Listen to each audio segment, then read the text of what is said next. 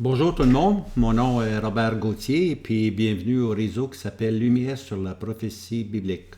On vous encourage à s'abonner et puis peser sur la cloche. Ceci veut dire que vous allez recevoir automatiquement un avertissement qu'un vidéo est sorti, un nouveau vidéo est sorti. Et puis n'hésitez pas de partager aussi avec vos amis. Hein? Alors on est rendu, on va étudier le livre de Daniel. Hein? Le dicton, c'est « Un bon Daniel peut aller partout dans la prophétie ». Combien que c'est vrai, hein? Autant qu'un bon Romain peut se promener partout dans le Nouveau Testament, est affranchi en Christ, ben, un bon Daniel va grandement aider à la compréhension de la prophétie.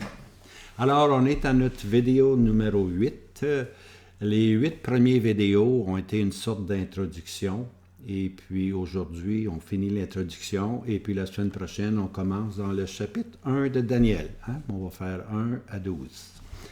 Alors, ce vidéo-là est assez important. Comme vous allez voir, là, peut-être quelques-uns ont de la difficulté, hein? Ou il peut être controversé, si vous voulez.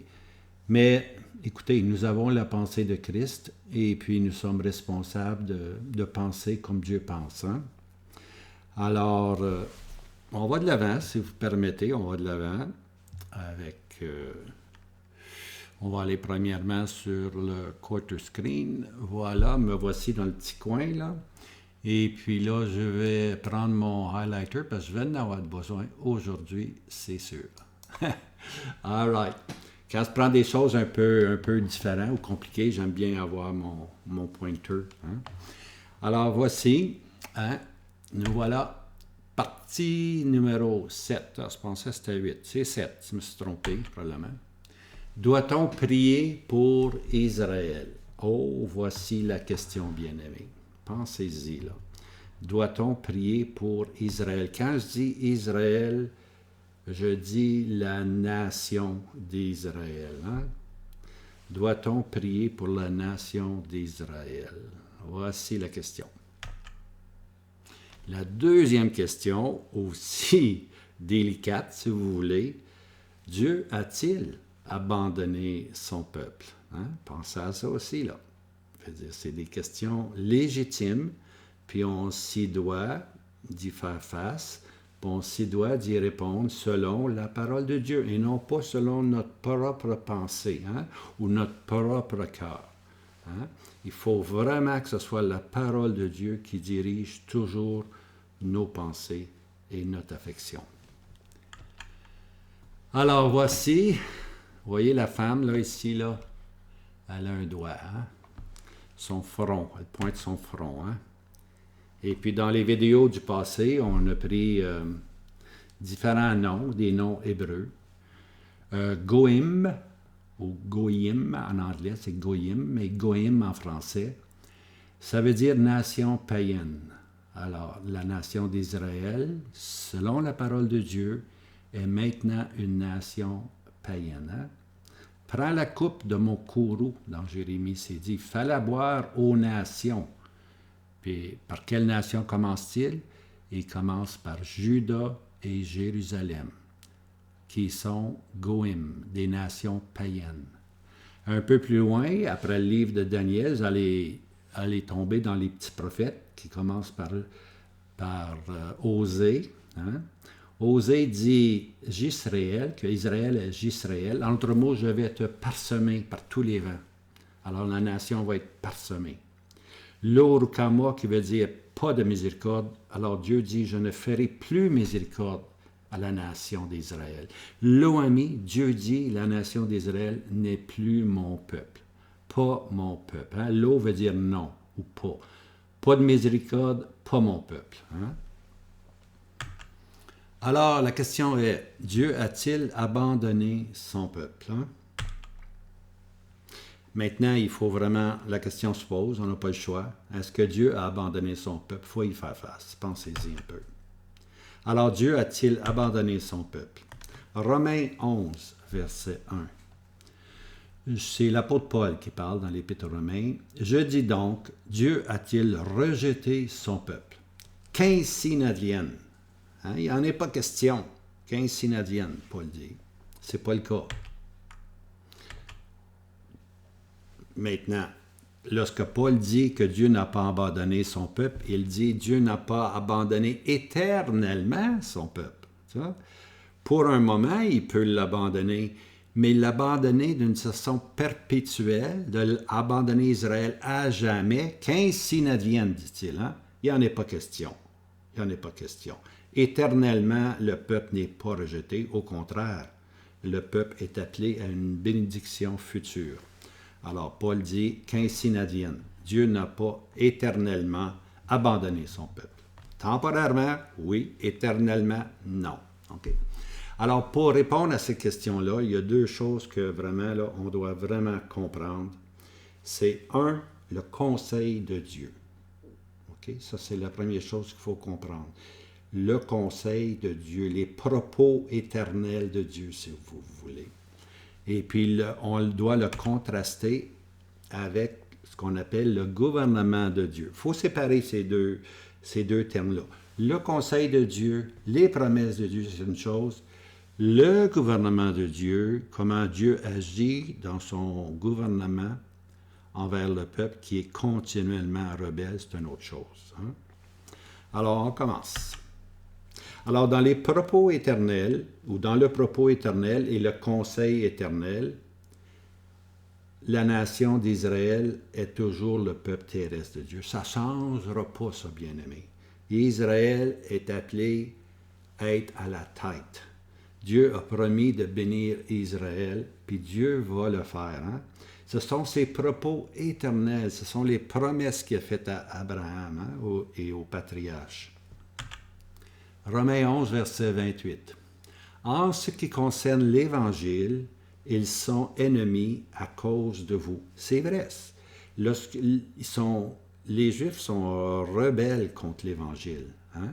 Parce que l'Évangile est allé vers les nations, puis eux ont pris une place secondaire. Alors, par rapport à l'ennemi, ils sont ennemis. Ennemis de l'Évangile. C'est le seul peuple qui soit vraiment ennemi. On peut aller vers toutes les nations, qu'on à travers le monde. Il n'y en a pas de peuples qui sont ennemis comme le peuple d'Israël. Ils sont ennemis à cause de vous.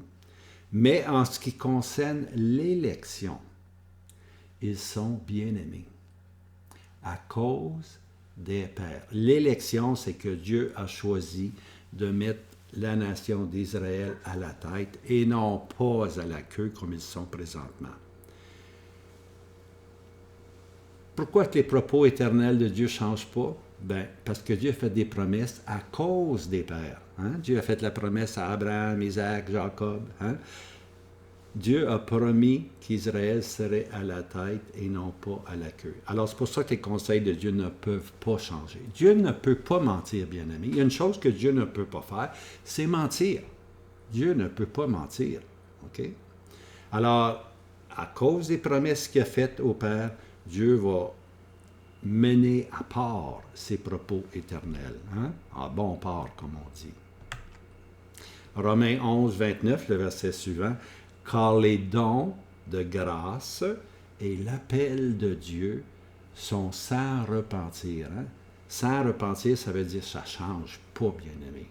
Alors, les dons de grâce. Dieu a fait don de grâce de choisir Israël. Il aurait pu choisir n'importe quelle nation, mais dans sa grâce, il a choisi Israël, puis il a placé à Jérusalem son gouvernement. Hein? Et puis l'appel de Dieu, ça ne change pas. Alors Dieu va accomplir ses promesses. Jérusalem va être de nouveau placé à la tête du peuple. OK? À la tête des nations, si on veut dire. Et tout cela, 10 des nations voudront baiser, pour ainsi dire, ou embrasser le bas du pan d'un Juif. Tellement les Juifs vont être haut placés, vont être à la tête. Présentement, ils sont le mépris du monde. Mais ça ne sera pas toujours comme ça. Oubliez ça, là. Ça ne sera pas toujours comme ça. Alors ça, ce sont les conseils de Dieu. Ce que Dieu a promis, il va l'accomplir. Ne vous inquiétez pas là-dessus. Ça peut prendre du temps, mais ça va s'accomplir. OK? Alors, l'autre aspect, c'est le gouvernement de Dieu. dans son gouvernement juste, dans son gouvernement équitable, Dieu ne peut plus reconnaître Israël comme son peuple. C'est impossible que Dieu reconnaisse. Ça serait, s'il reconnaissait Israël, qui est maintenant une nation païenne, qui est maintenant Goïm, ça serait une abomination pour Dieu. Puis Dieu ne peut pas. Dieu est juste. Dieu est amour, mais Dieu est aussi juste. La preuve, c'est que Dieu a tant aimé le monde. Hein? C'est ça, c'est l'amour de Dieu. Dieu a tant aimé le monde. Dieu est bon, Dieu est amour, oui. Mais il a envoyé son Fils unique. Ça, c'est sa justice. Hein? Parce que Dieu, dans la personne du Seigneur Jésus, a condamné le péché dans la chair. Hein? Alors, Dieu a envoyé son Fils unique afin que quiconque croit en lui ne périsse pas, mais qu'il ait la vie éternelle. Alors, c'est là qu'on voit l'amour de Dieu, puis la croix présente aussi la justice de Dieu. Dieu est juste. Dieu a châtié son Fils. Mon Dieu, pourquoi m'as-tu abandonné? C'est qu'à ce moment-là, le Seigneur Jésus devenait le péché même. L'éternité, le courroux éternel de Dieu qui allait passer sur des hommes pécheurs comme nous, a passé sur le Seigneur Jésus. Puis dans 3 heures, lorsque Dieu a dit au bout des 3 dernières heures, mon Dieu, pourquoi m'as-tu abandonné? C'est qu'il recevait tout le courroux de Dieu était concentré sur le Seigneur Jésus, et puis l'éternité de jugement qui allait tomber sur les hommes est tombée sur la personne du Seigneur Jésus. Alors maintenant, en croyant au Seigneur Jésus, on est juste. Okay? Puis Dieu est juste en justifiant, pensez-y, là, Dieu est juste en justifiant celui qui est de la foi au Seigneur Jésus. Tu vois? Alors Dieu, dans ses conseils, veut mettre Israël à la tête, mais présentement, dans son gouvernement juste et équitable, il doit condamner Israël. Hein? Dieu ne serait pas Dieu, je le dis là révérencieusement, Dieu ne serait pas Dieu s'il permettait l'iniquité d'exister continuellement dans son peuple terrestre. Impossible. Dieu ne peut se nier lui-même. Hein? Dieu a les yeux trop purs pour voir le mal. Okay? Maintenant, Psaume 94, 20. Je cite là, « Le trône de l'iniquité qui fait de l'oppression une loi, sera-t-il uni à toi? » Arrêtez-vous, là, c'est pas facile, ça. Là. Le trône d'iniquité, le trône de péché, le trône d'injustice, hein, qui fait de l'oppression une loi, en autre mot, on oppresse le peuple, on met de la pression sur le peuple, sera-t-il uni à toi? On ne peut pas unir l'iniquité au trône de Dieu. C'est des impossibilités, ça ne se fait pas. Okay? Un trône d'iniquité ne peut être associé au trône de Dieu qui est juste. L'exemple typique, c'est Pilate. Pilate représente l'empereur romain. Et puis, devant Pilate, on présente le Seigneur Jésus, il l'interroge. Il dit, je ne trouve aucun mal dans cet homme, hein? Mais il avait l'autorité, de laisser vivre ou de faire mourir.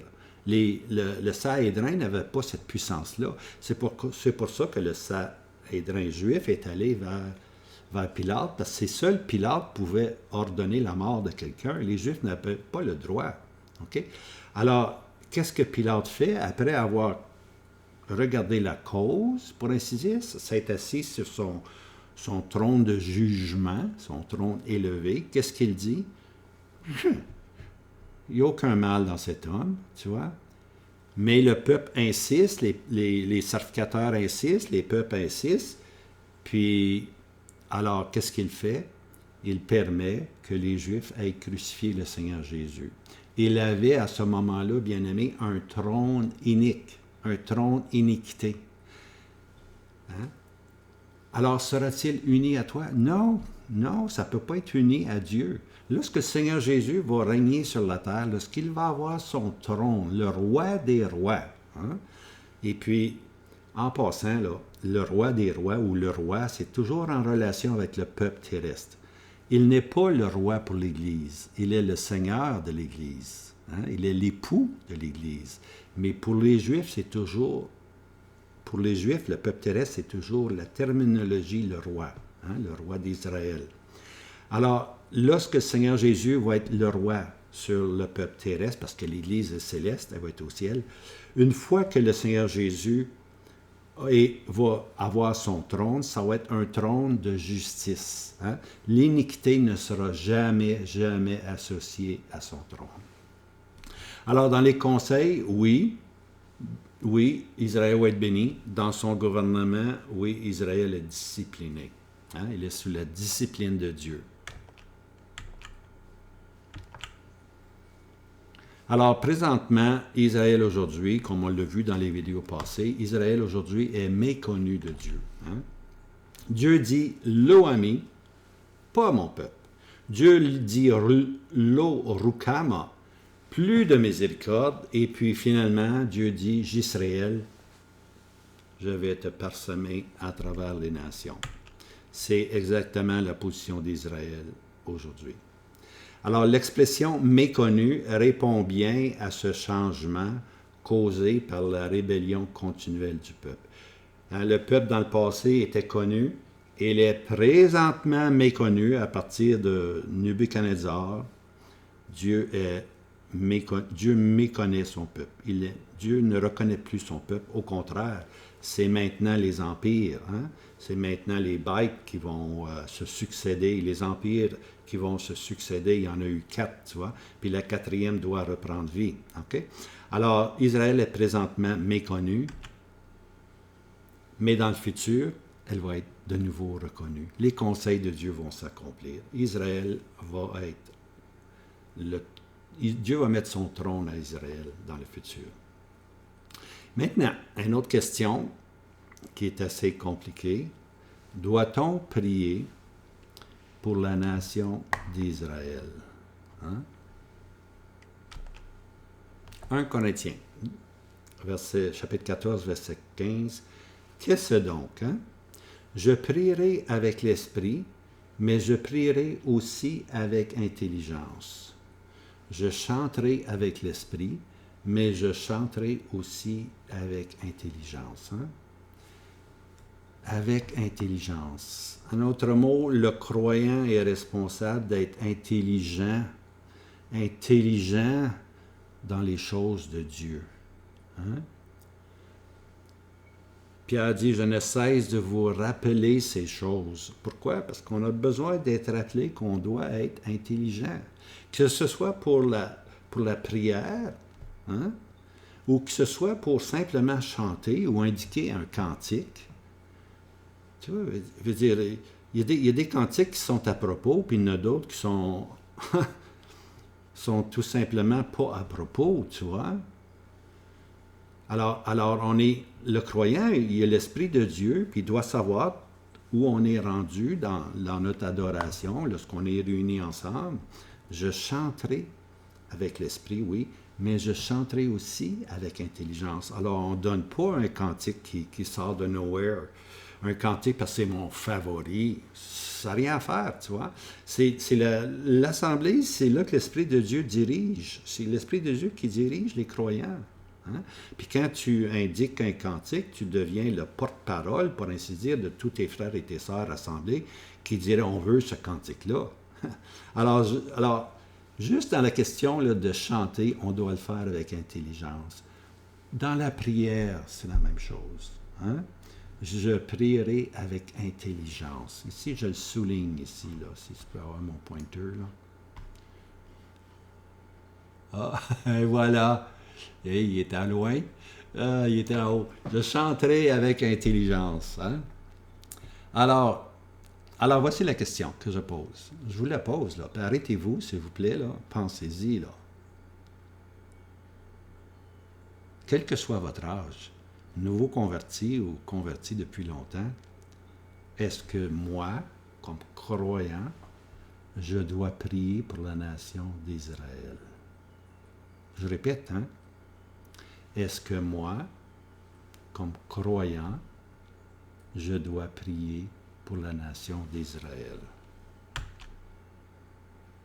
Alors, comme je disais, le chrétien est appelé à être intelligent et non pas n'importe prier n'importe comment, tu vois, ou n'importe quoi, ou n'importe comment. Il faut être intelligent dans nos prières.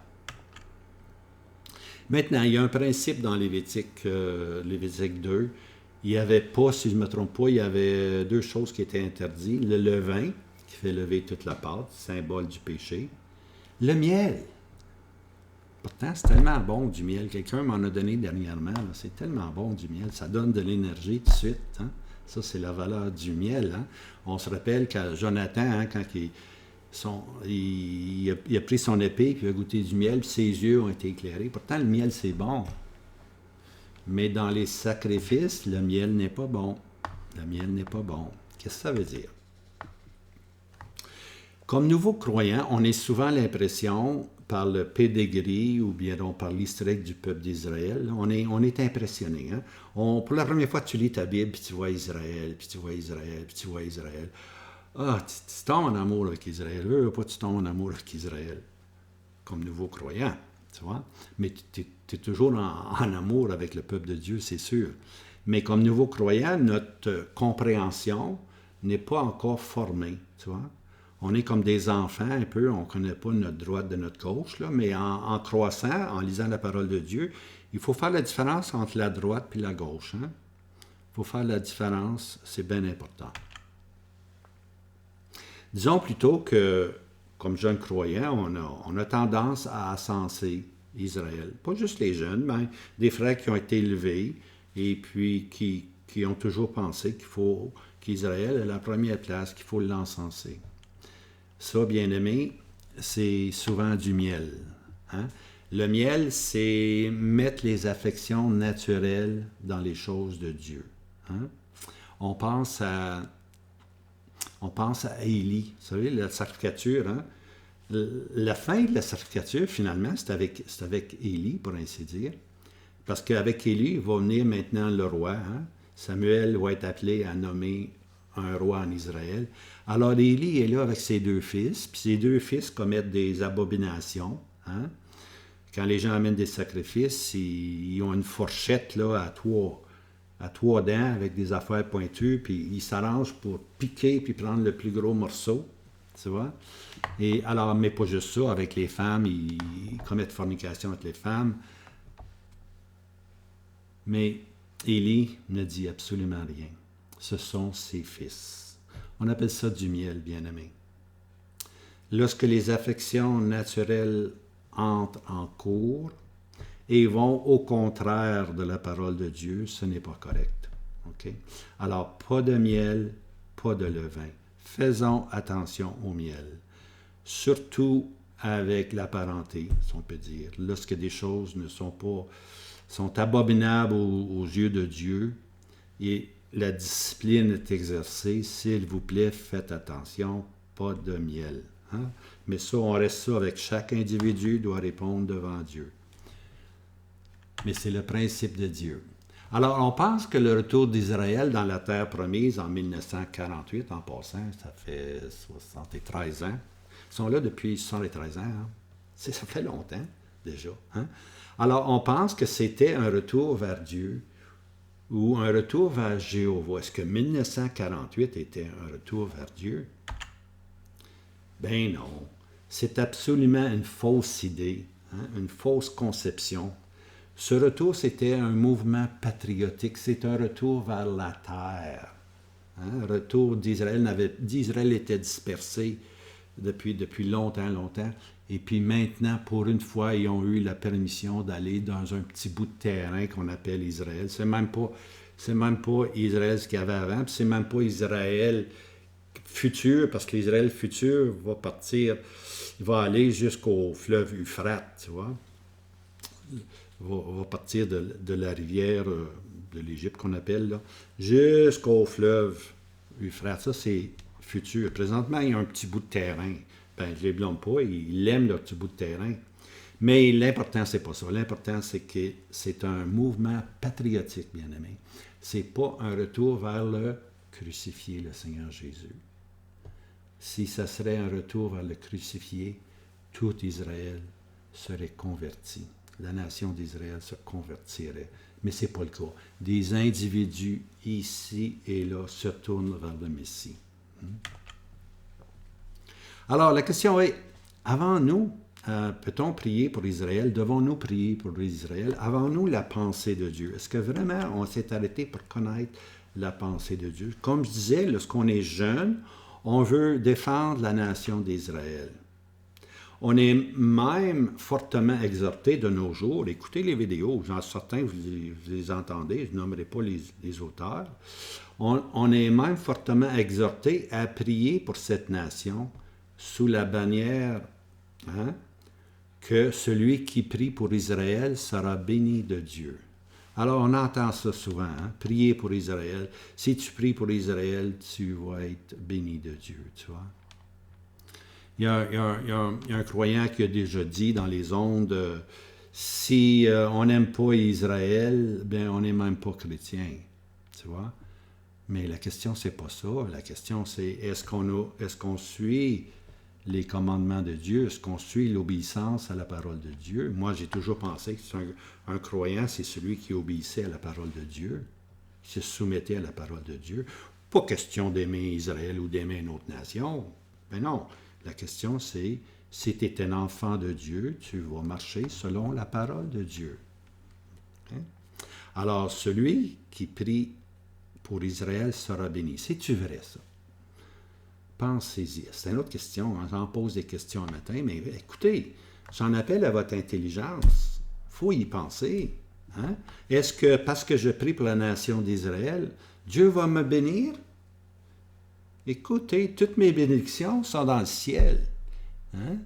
Béni de toute bénédiction spirituelle dans Israël. Ben non, pas dans Israël.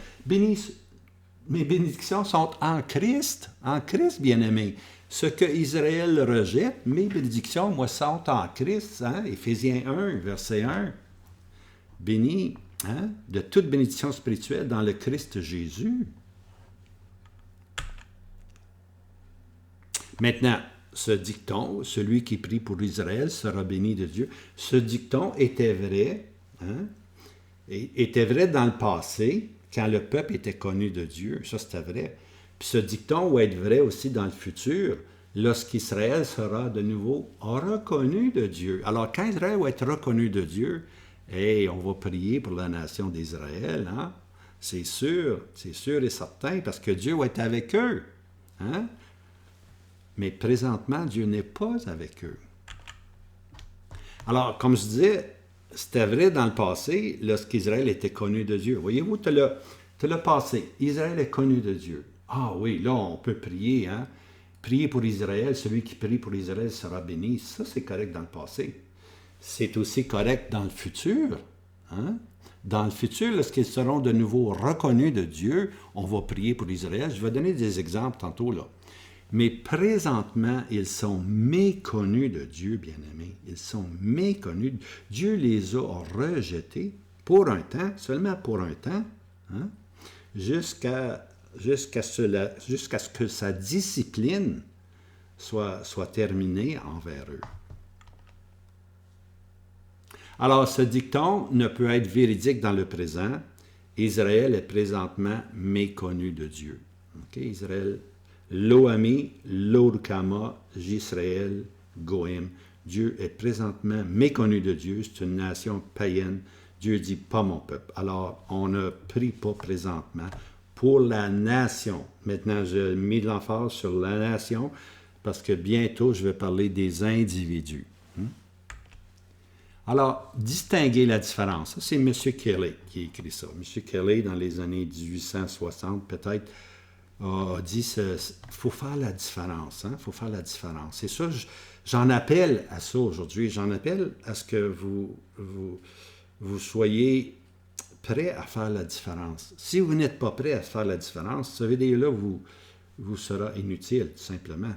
Mais si vous êtes prêts à vous demander c'est quoi la différence, alors à ce moment-là, il y a peut-être un enseignement qui peut se dégager. Alors voici, distinguer la différence. La différence entre le royaume qui est pour la terre, pour les Juifs, pour le roi. Et puis l'Église, qui est le corps de Christ, hein, l'assemblée du Dieu vivant. Puis l'Église, elle est céleste. Alors, le royaume est terrestre, l'Église, elle est céleste. Hein. Et puis dans Matthieu 13, dans les paraboles de Matthieu 13, laissez-les croître ensemble. Lorsqu'il s'agit du blé puis de la mauvaise herbe, hein, qu'est-ce que Matthieu dit? Dans le royaume, laisse-les croître ensemble, et puis à la fin, j'enverrai mes anges, puis ils vont faire la différence. Hein? C'est comme un jardin, si vous plantez des carottes. Hein? Ben, après que les carottes commencent à sortir, un pouce de haut, ou quelques centimètres, ben là, on veut enlever la mauvaise herbe qui pousse aussi vite, et sinon pas plus vite, tu vois.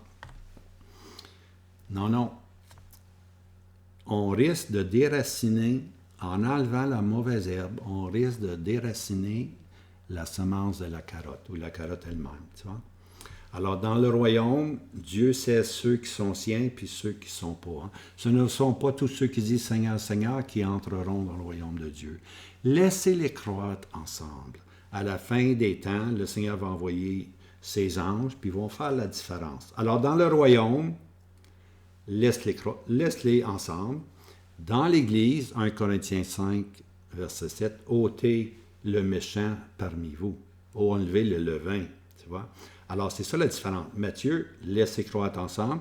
1 Corinthiens, ôtez le méchant de milieu de vous, tu vois. Alors, c'est ça, distinguer la différence. Il faut faire la différence entre le royaume, les deux ensemble. Dans l'Église, non, il faut corriger. Okay? Puis, un autre exemple, c'est le peuple terrestre versus le peuple céleste.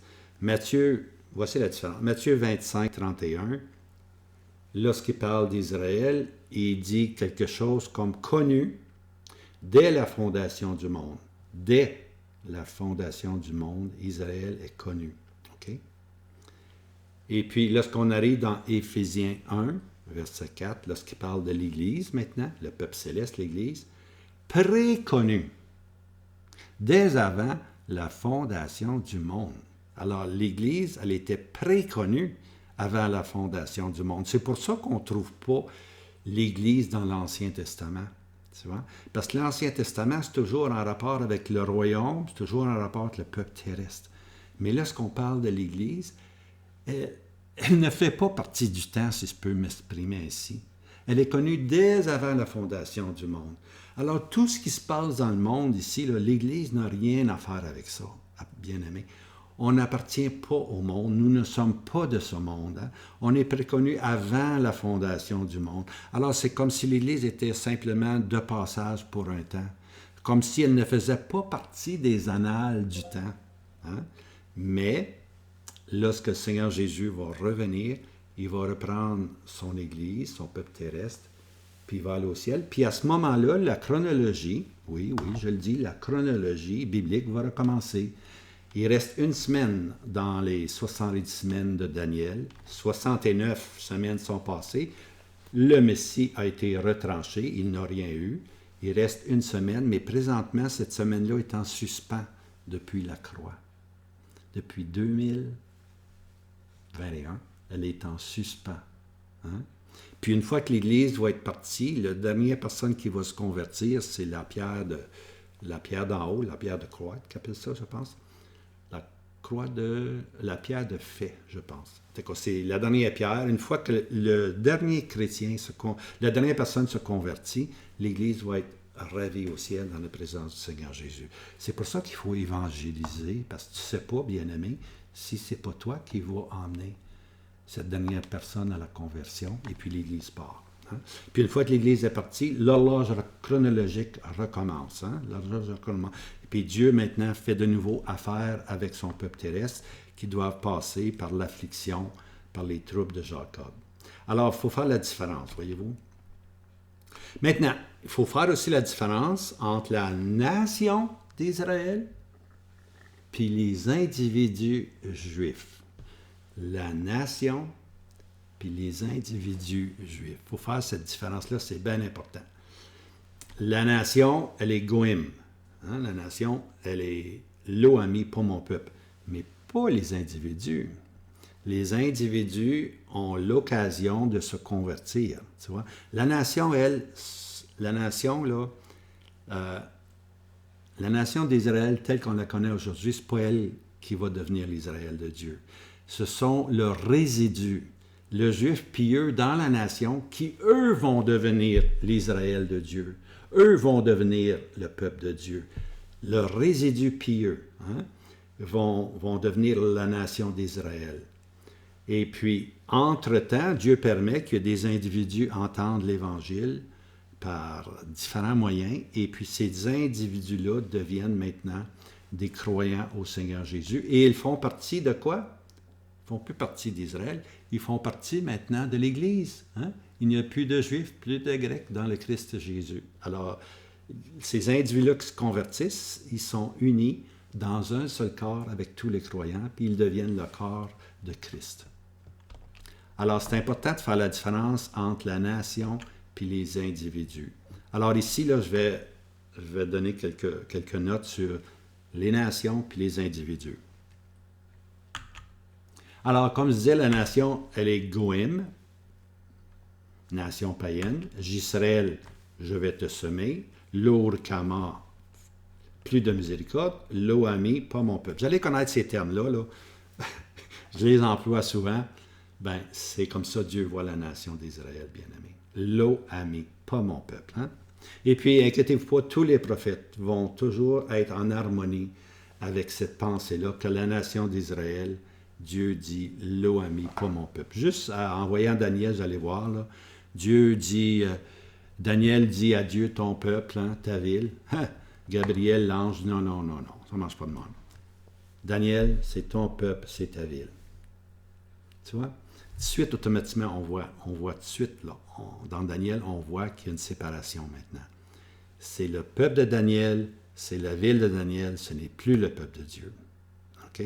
Dans son gouvernement, dans ses conseils éternels, ils sont toujours le peuple de Dieu. Mais dans son gouvernement, Dieu doit dire à Gabriel, ton peuple, ta ville.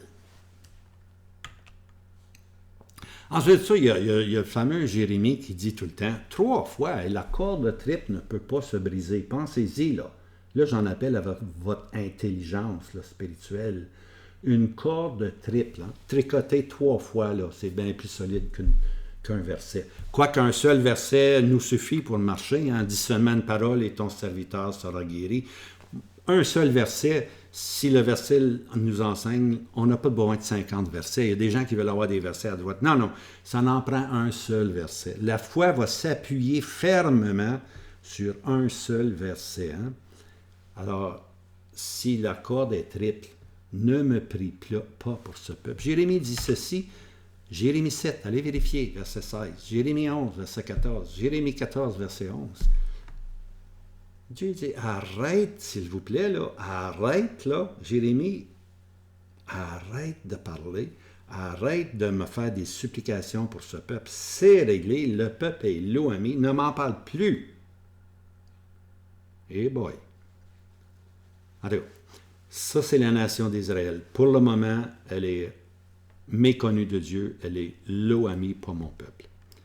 Maintenant, les individus. Si on démontre qu'on ne peut pas prier pour la nation d'Israël parce qu'elle est sous le gouvernement de Dieu, ça c'est comme bien-aimé, là, vous dire, la nation d'Israël, c'est comme un enfant qui court après un papillon. Ah, que c'est beau, un enfant va trouver un papillon, il est rose, il est jaune, il est noir, tout ça de couleur. Papillon, t'es émerveillé par le papillon. Des fois, on est émerveillé par Israël, tu vois. Mais c'est comme un papillon. Puis là, l'enfant parcourt après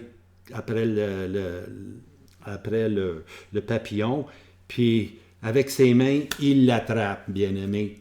Il l'attrape. Il est là, il est donc beau, mon papillon. Il l'ouvre. Le papillon est tout écrasé, tout effoiré, pour ainsi dire. Il a perdu toutes ses couleurs. Ben, la discipline de Dieu, c'est comme ça, bien-aimé. Il faut laisser... Tu vois, le seul temps que le papillon, il faut qu'il ait le temps... le papillon, on ne peut pas essayer de l'attraper puis de l'écraser, tu vois. Dès le moment qu'on l'écrase, on est fini. Alors, c'est pareil, il faut laisser le temps. Il faut laisser le temps à Dieu.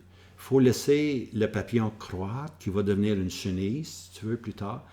Mais présentement, Israël, on doit laisser la discipline de Dieu sur Israël. Dieu a appliqué une certaine discipline sur Israël.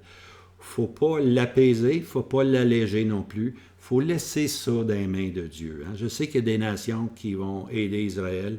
Dans sa providence, Dieu fait ce qu'il veut. Il peut choisir une nation pour l'écraser, comme il peut choisir une nation pour l'élever. Mais ça, on laisse ça dans les voies de Dieu. Okay? Alors nous, la nation d'Israël, elle est sous la discipline de Dieu, puis on ne se mêle pas de la discipline de Dieu. La discipline doit faire son travail. Il faut qu'il se retourne vers le crucifié. Il faut qu'il passe par la grande tribulation, les troupes de Jacob. Ça, c'est la nation. Maintenant, les individus ici, là. Ça, c'est les individus juifs. Le chrétien est appelé à prier pour tous les hommes. Il n'est pas nécessairement appelé à prier pour la nation d'Israël, qui est l'OAMI, mais il est appelé à prier pour tous les hommes. Ça, c'est le passage dans 1 Timothée 2, verset 1, lorsque l'apôtre Paul dit à Timothée de prier pour tous les hommes. Alors, on est appelé à prier pour tous les hommes, pour les Juifs, comme pour les musulmans, comme pour les Chinois, les Japonais. On est appelé à prier pour tous les hommes. On est appelé à prier pour son voisin, pour sa voisine. Ça, c'est tout à fait normal, tu vois. Mais la nation d'Israël, la nation comme telle, elle est goïm. OK? Puis, nous, on est appelés d'être intelligents puis de prier pour le salut individuel des Juifs.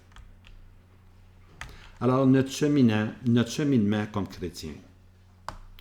Laissons, bien-aimés, la nation d'Israël apostate dans les mains de Dieu. Laissons-la dans les mains de Dieu.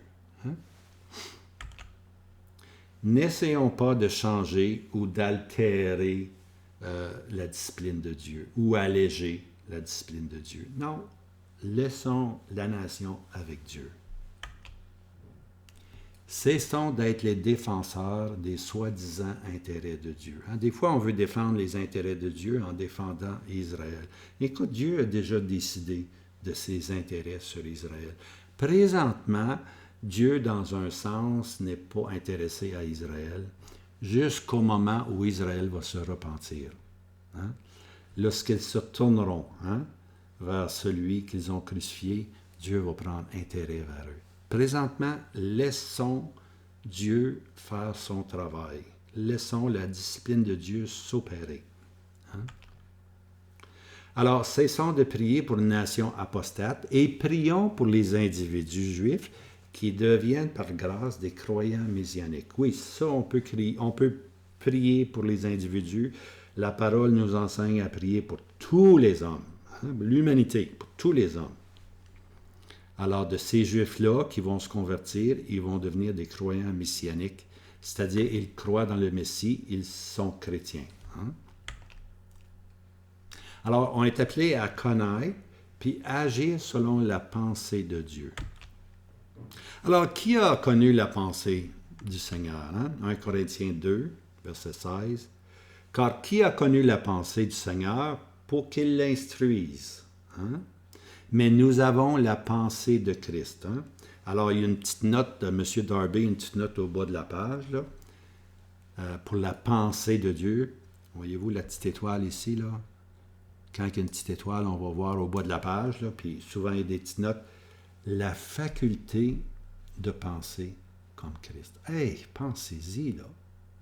On a la faculté de penser comme Christ. Alors, on se doit de penser comme Christ, tu vois. Et puis, c'est ça que nous, avec l'Esprit de Dieu qui habite en nous, avec la parole de Dieu qui est devant nous, on a la faculté de penser comme Christ.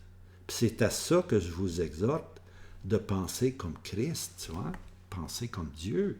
Qui a connu la pensée du Seigneur pour qu'il l'instruise, Alors, comme je disais, la corde triple de Jérémie ne me prie plus pour ce peuple. Elle est encore là, cette corde-là. Elle n'est pas encore brisée. Elle va être brisée plus tard. Plus tard, on va prier pour le peuple, vont être exhortés à prier pour le peuple, tu vois. Mais Jérusalem devra boire la coupe de fureur et confesser qu'ils sont les premiers sur la liste des nations païennes. Il faut qu'Israël arrive à ce point-là, bien-aimé. Il faut qu'Israël réalise qu'ils sont les pires, les plus grands pécheurs. Hein? Paul est peut-être l'exemple quand il dit « Je suis le premier des pécheurs. Hein? » Pour ceux qui m'écoutent, si vous pensez à un grand pécheur, vous n'êtes que des deuxièmes, troisième, quatrième, centième, ça n'a pas d'importance, là. Paul est le premier des pécheurs. Si Paul, le premier des pécheurs, a été pardonné, eh bien, il y a espérance pour vous, bien-aimés, si tu mis ta confiance dans le Seigneur Jésus. Hein? Alors, les Juifs sont tellement orgueilleux, c'est tellement un peuple orgueilleux, hein? Mais leur orgueil va être brisé lorsqu'ils vont être dans la poussière puis ils vont crier vers Dieu, tu vois. C'est à ce moment-là qu'ils vont se convertir, lorsqu'ils vont être dans la poussière, hein? Et puis, à ce moment-là, ils vont confesser qu'ils étaient le pire des peuples. Ils avaient toutes les bénédictions, ils avaient les patriarches, les alliances, ils avaient tout. Le pédigré est immense, mais ils avaient rejeté la pierre maîtresse qui est Christ. Hein? Le bijou le plus précieux. Hein? Ils avaient les oracles, ils avaient le temple, ils avaient l'alliance, mais ils ont rejeté le bijou qui était Christ.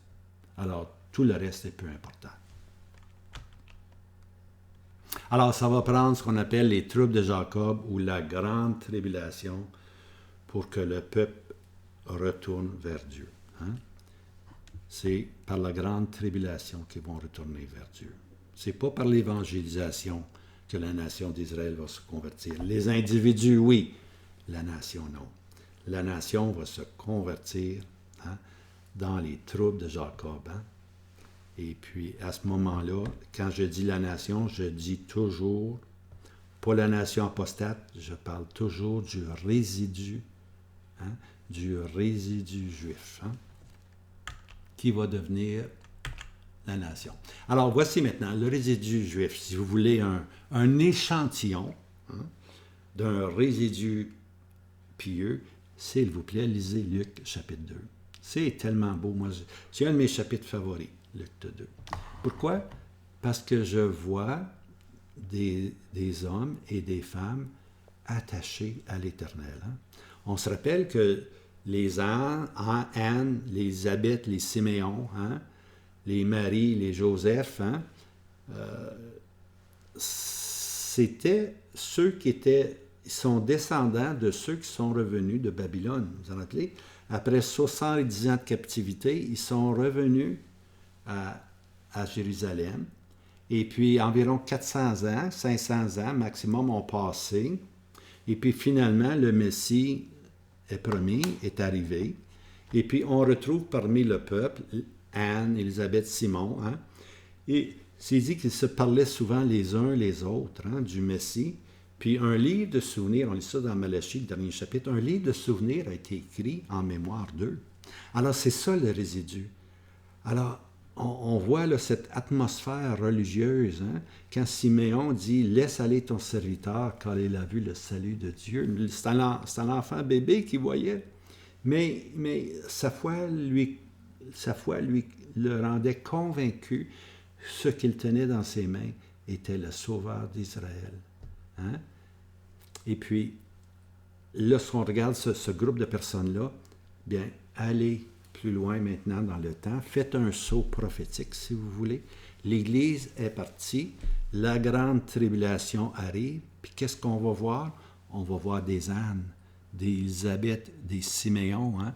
C'est là, quand on lit 144 000 de chaque tribu d'Israël, bien, c'est ça c'est le résidu.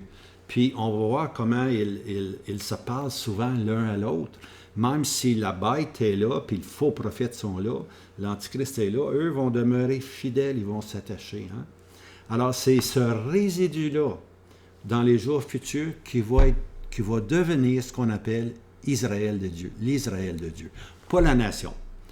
Le résidu pieux devient la nation, puis à travers eux, il va y avoir une semence, ils vont se multiplier grandement, parce que plusieurs vont avoir été tués. Alors, dans le livre des Actes, okay, ces individus de Luc 2 sont devenus l'Assemblée, okay, où on fait partie de l'Église. Alors, ceux qui ne sont pas décédés, j'ai marqué sauf les décédés, là, mais admettons qu'Anne, Élisabeth, puis Simon, Siméon, puis Marie, puis Joseph vivent encore, je ne sais pas, mais admettons qu'il y en a un décédé, bien lui, il ne fera pas partie de l'Église. Il fait partie du peuple terrestre encore. Les amis de l'époux, hein, comme Jean-Baptiste, c'est un ami de l'époux. Mais les autres qui ont cru, le résidu qui est encore vivant, qui a cru au Seigneur Jésus, ils font maintenant partie de l'Assemblée, ils font maintenant partie de l'Église. Alors ça, c'est le verset. Les Juifs croyants furent ajoutés à l'Assemblée. Hein? Acte 2, verset 47. Et le Seigneur ajoutait tous les jours à l'Assemblée ceux qui devaient être sauvés. Alors, ceux qui devaient être sauvés, je pense que j'ai une petite note ici, ouais. Ceux qui devaient être sauvés, c'était le résidu pieux qui existait. M. Darby, dans cette petite note, ça c'est Acte 2, 47, le résidu d'Israël que Dieu épargne, Dieu maintenant l'ajoutait à l'Assemblée. Hein? Alors, les Juifs pieux, hein, les Marie, les Anne, les Joseph, Dieu les épargnait, puis Dieu maintenant les ajoutait à l'Assemblée de Dieu. Donc, ils ne font plus partie du peuple terrestre, ils font partie maintenant du peuple céleste. Ils sont membres du corps de Christ. Hein? Alors, quelle bénédiction! Si tu as le choix entre être un juif terrestre, vivre 1000 ans sur la terre, ou être l'épouse de Christ, ben écoutez, c'est l'épouse de Christ qui l'emporte. Hein? Les bénédictions sont beaucoup plus grandes, connues avant la fondation du monde. Tu vois? Avant la fondation du monde, ravi dans la maison du Père, de connaître Dieu comme Père. Tu vois? Les Juifs ne connaissent pas Dieu comme ça. Alors, ceux qui devaient être sauvés, ceux qui devaient être ajoutés à l'Assemblée, ont été sauvés, c'est-à-dire le résidu qui était là au jour du Seigneur Jésus. Après ça, les nations ont suivi. Alors, comme je disais, c'est un verset dans Galates 6, 16, le résidu futur deviendra l'Israël de Dieu. C'est pas Israël maintenant, là. L'Israël de Dieu va être composé du résidu. Hein? Résidu futur. Le reste, hein? Comme un arbre Isaïe dit, comme un arbre qui a été coupé, on a avec le tronc, mais la sève est encore là. Hein? La nation a été coupée au bas du tronc, mais la sève est là et puis elle va bourgeonner. C'est le résidu d'Israël maintenant qui vont former l'Israël de Dieu. C'est ça l'arbre maintenant qui va croître. Hein?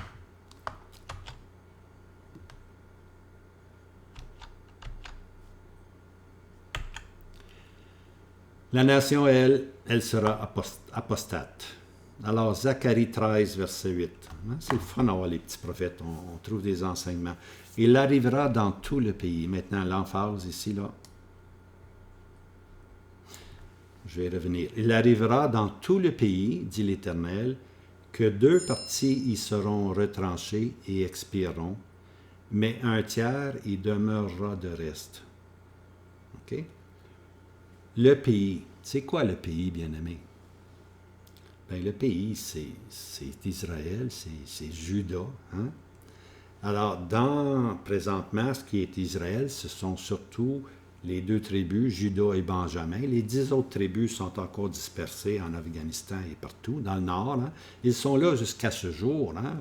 On lit ça dans le livre des rois. Ils sont là jusqu'à ce jour. Alors, les 10 tribus sont là. Ils ne sont pas coupables, eux, du rejet du Seigneur Jésus. Ils sont coupables d'idolâtrie, mais aucun des 10 tribus a dit que son sang retombe sur nous. Ça, c'est important de réaliser ça. Les 10 tribus n'ont pas dit que son sang retombe sur nous. Seulement ceux qui étaient à Jérusalem, en Juda, lorsqu'ils ont vu les œuvres, puis ont entendu les paroles du Seigneur Jésus, les miracles qu'il a fait, donner la vie à des morts, des aveugles recouverts la vue, hein, des muets qui sont mis à parler. Ils ont vu que Dieu était là. Manifestement, Dieu était là. Non seulement dans ses œuvres, mais dans ses paroles. Dieu était sur la terre, tu vois. Mais ils ont rejeté. Hein? Ils ont dit que son sang retombe sur nous, puis nos enfants. Crucifions-le, crucifions-le. Hein? Laissons aller un voleur, hein? puis laissons aller un voleur, mais crucifions. Laissons aller un injuste, mais crucifions le juste, pour ainsi dire. Hein? Ça s'est passé dans Juda, dans Israël. Hein? Alors, qu'est-ce que Zacharie dit? Dans le pays, là où sont présentement Israël, dans le pays, c'est une nation goïm, une nation païenne. Puis Dieu dit dans cette nation-là, 2 parties y seront retranchées et expireront. Mais un tiers y sera de reste. Alors, 2 parties, ça veut dire 2 tiers. Hein, 66%. 6 personnes sur 10 vont être retranchées. Pas les 10 tribus, là. On ne parle pas des 10 tribus. Ils ne sont pas dans le pays, les 10 tribus. Ils vont revenir dans le pays, mais ils ne sont pas dans le pays. OK? Alors, ceux qui sont dans le pays, c'est les 2 tribus, Benjamin et Juda. Alors, 2 tiers de ces Juifs-là vont être retranchés. 66% vont être retranchés, puis vont expirer. Mais un tiers demeurera de reste. Un tiers, c'est le résidu, pour ainsi dire. Ils vont rester un tiers. Puis, qu'est-ce qu'on lit de ce tiers-là? Zacharie 13, verset 9. Et le tiers, je l'amènerai dans le feu. Grande tribulation, bien-aimés.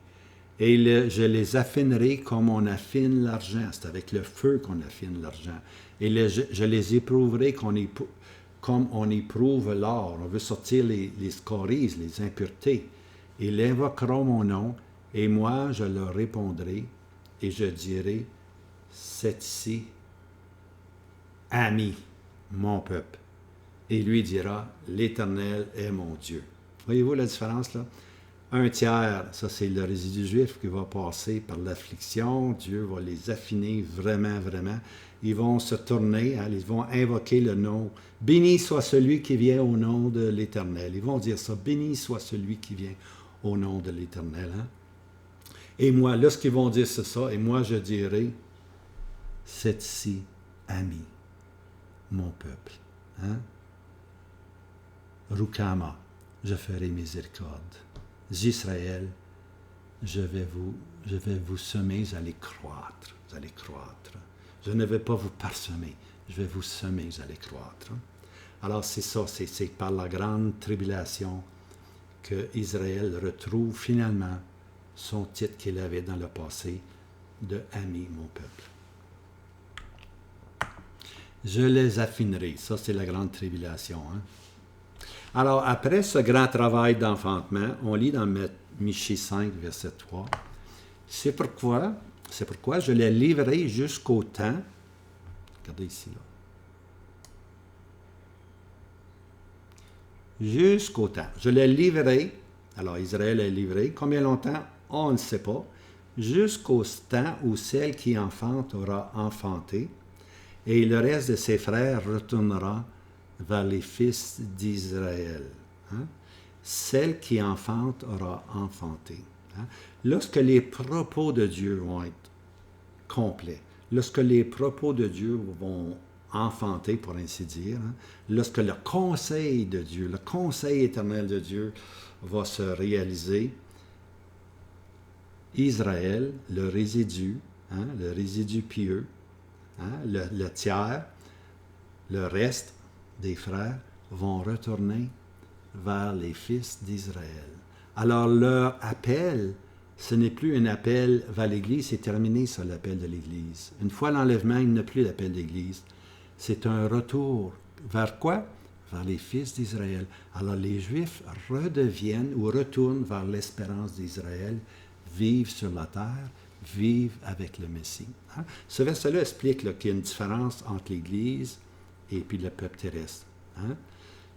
Alors, lorsque les propos de Dieu vont s'accomplir, le reste de ses frères, ceux qui restent, vont retourner vers les fils d'Israël, un retour vers les promesses terrestres, un retour vers Israël. Alors, le tiers ou le résidu dans la terre de Juda ne deviennent pas chrétiens, non. Mais le résidu pieux retourne à l'espérance juive, vivent sur la terre 1000 ans, comme le peuple terrestre de Dieu. Hein? Et le reste, le résidu ici, là, le reste de ses frères, le reste du résidu juif vont retourner vers les fils d'Israël. Ils vont retourner à la souche. La bénédiction que Dieu a donnée à Israël. Maintenant, il y a ce qu'on appelle les cantiques des degrés. Les degrés, c'est comme des steps, pour ainsi dire. Là. Alors, ce qui veut dire qu'ils montent, les cantiques qui montent. Okay? Alors, il y a une série de psaumes là, qu'on appelle les cantiques des degrés. C'est le psaume 120 au psaume 134. Alors, c'était comme quand le peuple était connu de Dieu, connu de Dieu, il montait 3 fois par année. Il fallait qu'il monte 3 fois par année à la Pâque, à la Pentecôte, puis à la fête des Tabernacles. Il fallait qu'il monte à Jérusalem pour y adorer. Il y avait un petit livre, nous autres on appelait ça dans mon temps des missels, mais eux avaient un petit livre, un petit livre de chants, puis c'était des chants qu'ils chantaient en s'en allant vers Jérusalem. Alors, comme je disais, 3 fois l'an, il fallait qu'ils montent vers Jérusalem, puis là, ils chantaient ces cantiques des degrés. On montait vers Jérusalem. Alors, comme je disais, sur le chemin qui monte vers Sion, ils chantaient ces cantiques. Puis dans un de ces cantiques-là, le psaume 122, c'est parler de prier pour Jérusalem. Alors, le psaume 22, un psaume ascendant, demandez la paix de Jérusalem, ceux qui t'aiment prospéreront. Demandez la paix de Jérusalem, ceux qui t'aiment prospéreront. Quand est-ce qu'ils montaient vers le temple? Lorsqu'ils étaient connus de Dieu. Lorsqu'ils étaient connus de Dieu, 3 fois l'an, ils montaient vers le temple.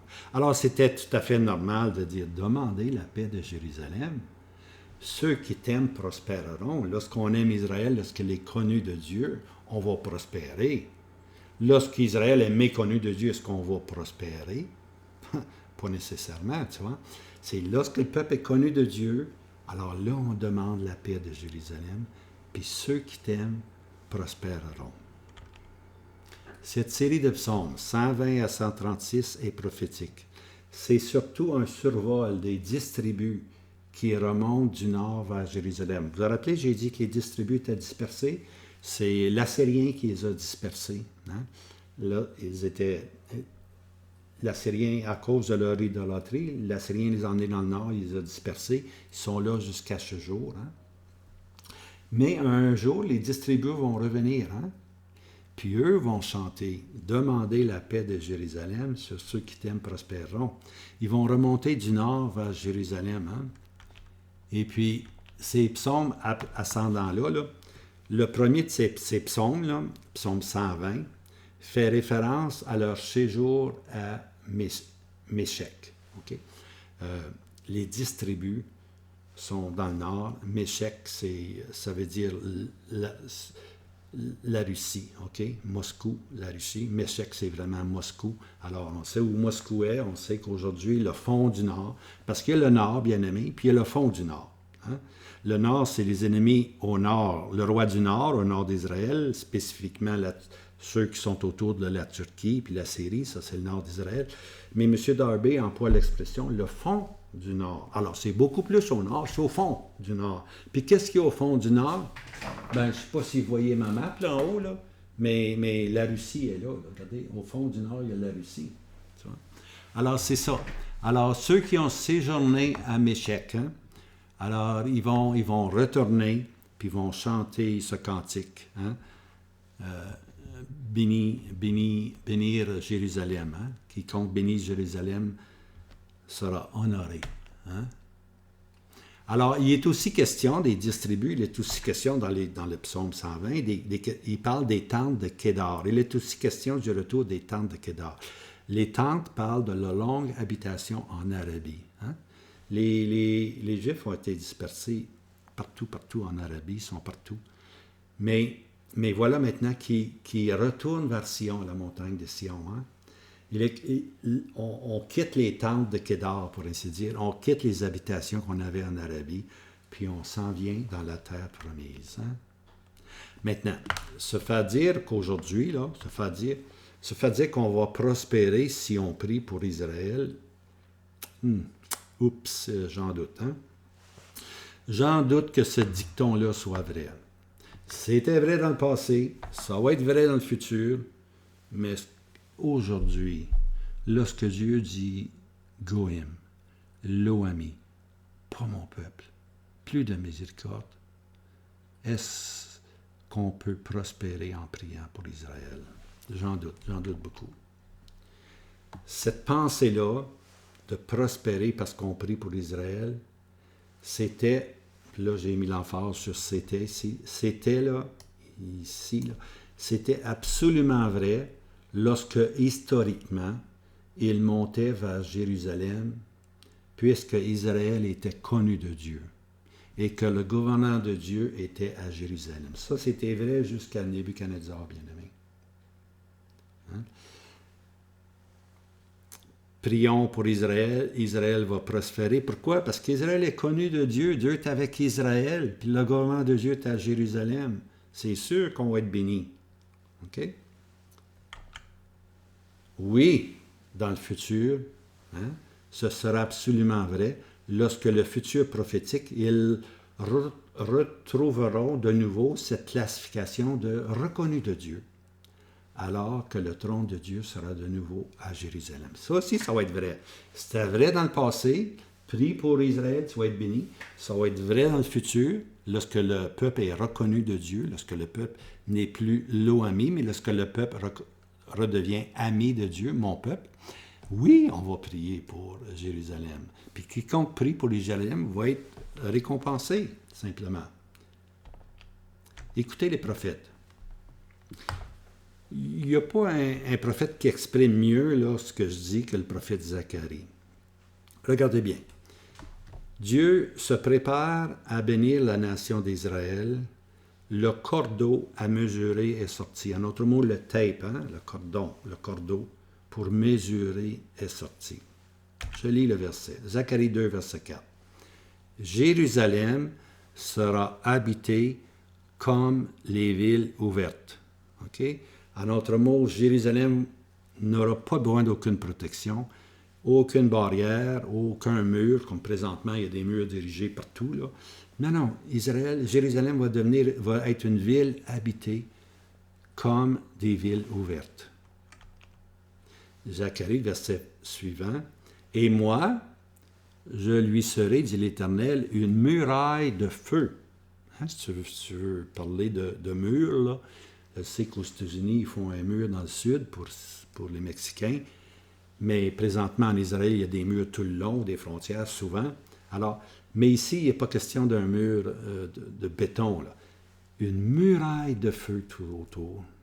Hein? Dieu dit, moi, Jéhovah, je vais être là, puis moi, je vais être une muraille de feu tout autour. Et je serai sa gloire au milieu d'elle. Au milieu de Jérusalem, je serai sa gloire. Hein? Alors, écoutez, le verset suivant. Car ainsi dit l'Éternel des armées, après la gloire. Alors, qu'est-ce que ça veut dire, ça, la gloire? La gloire veut simplement dire que le Messie est de retour à Jérusalem. Hein? La gloire qui s'est en allée dans Ézéchiel, là, qui est parti du large du témoignage, qui s'est tenu à la porte, puis est allé dans la rue, puis est allé dans la montagne des Oliviers, puis là, hop, il a disparu. La gloire a disparu, la gloire s'en est allée, hein, pour ainsi dire. Mais voilà, la gloire maintenant est revenue. Le Messie est là, Jéhovah est là au milieu du peuple. Hein? Alors, car ainsi dit l'Éternel des armées, après la gloire, après que le Messie est là. Alors, le Messie est à Jérusalem, no wonder qu'ils n'ont pas besoin de barrières, qu'ils n'ont pas besoin de murs. Le Messie est là. Hein? Ils ne se sont jamais confiés dans le Messie, ils ont plutôt préféré les jougs, pas les jougs, les quenouilles de l'Égypte, puis ils s'appuyaient sur les jougs, là, non, sur les joncs des quenouilles, ils s'appuyaient sur les quenouilles, puis ça perce. Une quenouille, ça n'a aucune force, c'est grand, puis ça ferait bien, mais tu mets ta main dessus, ça casse, puis si ça casse pas, ça te perce les mains. Alors, le peuple d'Israël s'est toujours confié dans les nations, hein, que ce soit l'Assyrien, que ce soit l'Égypte. Jamais ils se sont confiés. Maintenant, la gloire est là, le Messie est là. Hein? Alors, c'est dit, après la gloire, il m'a envoyé vers les nations qui ont fait de vous le proie, car celui qui vous touche la prunelle de son œil. Hein? Essayez de vous mettre un doigt dans l'œil. On dit ça, le doigt dans l'œil, tes mains, doigt dans l'œil. Pensez-vous, vous allez vous mettre le doigt dans l'œil? Voyons donc, vous allez protéger votre œil, c'est ça le plus important, c'est votre vision. Vous allez, aussitôt qu'il arrive quelque chose, on fait ça, on protège les yeux, tu vois. Qu'on nous coupe les oreilles, c'est pas pire, on en a deux, mais on veut pas perdre la vision, fait qu'on, tout de suite, on protège nos yeux, hein? Car celui qui vous touche la prunelle de son œil. Okay? Lorsqu'Israël, dans le passé, était connu de Dieu, Dieu a dit, je te protège comme la prunelle de mes yeux. Lorsqu'on s'en va dans le futur, hein, après l'enlèvement de l'Église, après la grande tribulation, la gloire va revenir, Jéhovah va être à Jérusalem, puis Dieu dit, celui qui vous touche la prunelle de son œil. Alors lorsqu'on va vouloir mépriser ou attaquer un Juif qui est à Jérusalem, lorsque le résidu est à Jérusalem, Dieu dit, il n'y a personne qui va vous toucher parce que je vais vous protéger comme on protège son œil. Hein?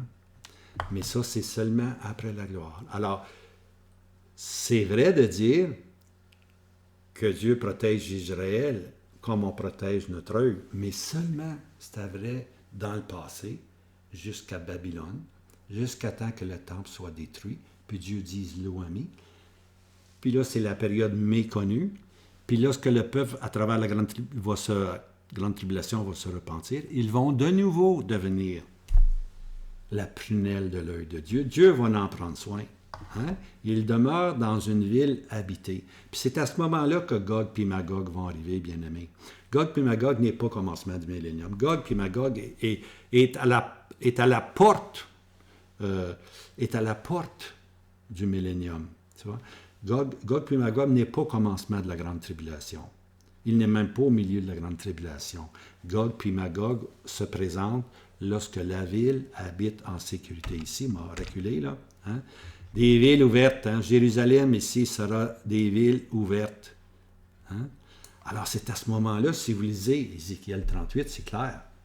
Une ville qui n'a pas de barrière, une ville qui n'a pas de porte, une ville qui...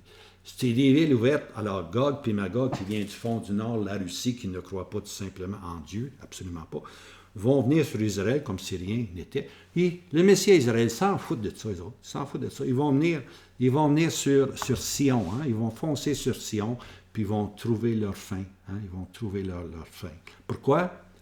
Parce que la gloire est revenue. Après la gloire, il m'a envoyé vers les nations qui ont fait de vous leur proie, car celui qui vous touche la prunelle de son œil. Hein? Alors maintenant, là, on est envoyé sur ceux qui ont Israël va sortir, pour ainsi dire, hein, comme des chevaux, hein, avec puissance, avec rapidité, puis vont anéantir les ennemis qui restent encore. Alors, comme je disais, après la gloire, c'est une expression qui signifie qu'enfin le Messie est avec eux. Allez voir aussi Isaïe 66, verset 19, on parle de après la gloire. Alors, après la gloire, Messiah est là. Hein, le Messie est là. La prunelle de son œil, on protège ce qui est de plus précieux. Israël est de nouveau précieux aux yeux de Dieu. Et ils sont de nouveau amis, mon peuple. Ils deviennent précieux. Alors, on veut juste regarder un peu l'harmonie des prophètes. Hein? Tous les prophètes, c'est bien simple, là, tous les prophètes s'harmonisent sur cette pensée-là. Hein? Connu de Dieu, méconnu de Dieu, reconnu de Dieu. Hein? Ami, Lo-Ami, puis ami. Alors, comme disait même Dieu à Daniel, Dieu dit à Daniel, Daniel, comme je l'ai dit au commencement, Daniel avait dit à Gabriel, tu vois, ou à Dieu, ton peuple, ta ville. Puis Gabriel vient et dit, non, Daniel, c'est ton peuple, Daniel, c'est ta ville. OK? Ce n'est plus le peuple de Dieu. Alors, même Daniel doit le reconnaître. S'il ne savait pas, il l'a appris. Hein? Jéhovah ne reconnaît plus Israël ni Jérusalem. Alors, si les prophètes remarquez bien les prophètes. Quand vous allez lire les prophètes, n'importe quel les prophètes ou les petits prophètes, là, quand vous allez lire les prophètes, là, essayez de réaliser à quelle période ils sont. Est-ce qu'ils sont dans le passé? Okay? Avant, est-ce qu'ils sont tout simplement, est-ce qu'ils sont avant le roi Nebuchadnezzar? Avant le temps des nations. S'ils sont avant le temps des nations, ils vont employer le terme « ami, mon peuple ». Okay? Dans le passé, ils vont toujours dire « mon peuple » parce que le peuple est connu de Dieu. Les prophètes, lorsqu'ils vont parler du présent, à partir de Nebuchadnezzar à maintenant, lorsqu'ils vont parler du présent, ils vont toujours dire « l'eau ami », pas « mon peuple ». Jusqu'au moment où le peuple va se tourner, lorsqu'ils se retourneront vers le crucifié. Une fontaine sera maintenant ouverte et puis le peuple va être sanctifié. Alors, lorsqu'ils parlent du présent, ces prophètes-là vont toujours dire « l'eau ami, pas mon peuple ». Okay? Et puis, si le prophète regarde vers le futur, lorsqu'Israël va être restauré, il dira « ami, mon peuple ». Alors, c'est très simple.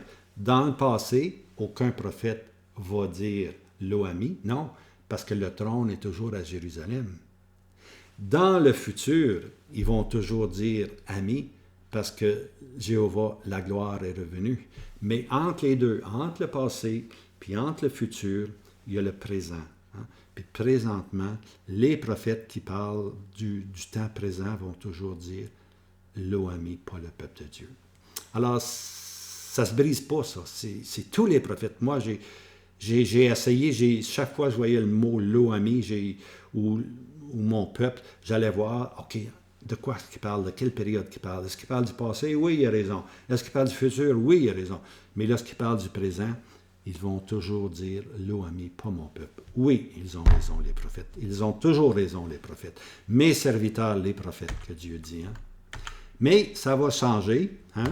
Dieu dit « je vais vous rassembler, je vous rassemblerai. » J'Israël, qui voulait dire je vais vous semer. Maintenant, vous allez être semés pour devenir une grande nation. Vous ne serez plus parsemés. Je vous ferai miséricorde. Ça ne sera plus lo rukama, ça va être rukama. Miséricorde va être accordée. Vous serez mon peuple. Donc maintenant, ce n'est plus lo ami, ça ne sera plus lo ami, ça va être ami. Et puis mon verset favori, bien-aimé, je vous laisse avec Jean 10, verset 35. L'Écriture ne peut être anéantie. L'Écriture ne peut être... En d'autres mots, on ne peut pas briser l'Écriture. Ce qui est écrit est écrit. Le Seigneur a écrit dans le sable. Ce qui est écrit est écrit. L'Écriture ne peut être... On ne peut pas nier. On ne peut pas anéantir l'Écriture. Puis dans la prophétie, il y a une autre chose qu'on doit apprendre. Ça, c'est M. Kelly qui l'a dit. Si on veut comprendre la prophétie, c'est toujours l'Écriture par l'Écriture. Et non pas la prophétie par les événements qu'on voit. Non. L'Écriture par les Écritures. C'est la façon de comprendre la prophétie. Alors, je dois maintenant vous laisser. Mon temps est maintenant terminé. Et puis, comme je vous dis, abonnez-vous. Abonnez-vous, puis pensez-y. Pensez à la position présentement d'Israël. C'est important de réaliser la position d'Israël. C'est important aussi de prier avec intelligence. Et puis, c'est important de réaliser que Dieu n'a pas abandonné son peuple. Non, Dieu n'a pas abandonné son peuple. Qu'ainsi n'advienne, Dieu n'a pas éternellement abandonné son peuple. Temporairement, oui, mais éternellement, non, à cause des pères. Et puis, un jour, Israël va être de nouveau reconnu de Dieu, va être de nouveau ami, mon peuple. On peut pas nier la parole de Dieu. On peut simplement pas. L'Écriture ne peut être anéantie. Maintenant, bien-aimés, ayant dit tout ceci, je vous souhaite un bon week-end. Et puis, prochaine étape, enfin, Daniel chapitre 1. Juste un petit avant-goût. Daniel se divise en deux parties. deux grandes divisions. Les 6 premiers chapitres sont en syriaque ou en araméen. Les 6 derniers chapitres sont en hébreu. Alors, pensez-y, posez-vous la question, pourquoi? Et puis, on va peut-être avoir la réponse, Dieu voulant, soit encore ici la semaine prochaine. Alors, bon courage, hein? Amis, prenons courage. Un matin sans nuage va se lever. Alors que le Seigneur vous garde. Merci.